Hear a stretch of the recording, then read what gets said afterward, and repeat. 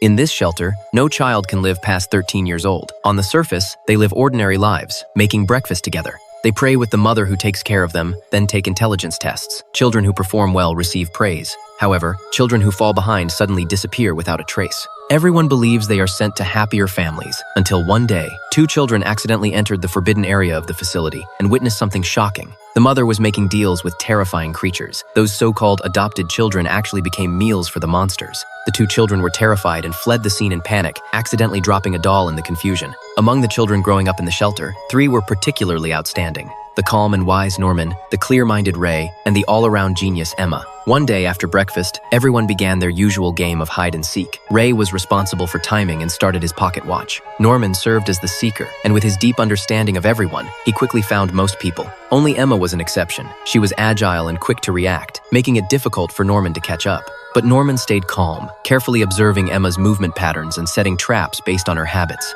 In the end, Norman won again. When night came, the manor was unusually bright. What was special about today was that Connie was about to be adopted and leave. The sadness of separation filled the air. Under everyone's gaze, the mother led Connie slowly away. At this time, Emma found a doll on the dining table, which was Connie's most precious toy. If she discovered it was missing, she would surely be very anxious. While Emma was hesitating, Ray casually reminded her that there were still lights outside. The mother hadn't returned yet, and it might be possible to catch up now. This seemingly ordinary remark was actually carefully planned by Ray. Norman and Emma immediately rushed toward the gate. They had never set foot in this place because it was an area strictly forbidden by the mother. Although they were afraid inside, they decided to take the risk to return the toy to Connie, even if they might face severe punishment. Soon, they found the vehicle that should have taken Connie away. The surroundings were silent, with no sign of Connie, and the mother and escort were nowhere to be found. Emma was about to put the toy in the car for Connie to see. However, the next moment, she saw a chilling sight through the car window. Norman quickly stepped forward and was equally shocked into stillness by what he saw. Lying in the car was Connie, who had just waved goodbye.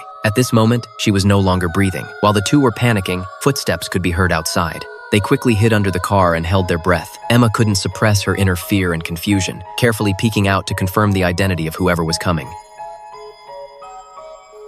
Emma was trembling with fear all over, imagining the worst possibilities, thinking that the mother had also encountered danger. But then she heard a familiar voice. The mother was speaking in a relaxed tone with those things, showing no fear, as if handling daily business. At that moment, Emma and Norman felt like they had fallen into an abyss. Their beloved mother was actually a participant in this terrible trade. Outside the car, a monster sensed an unusual smell, turned toward the car with suspicion, approached step by step, and finally bent down suddenly to check under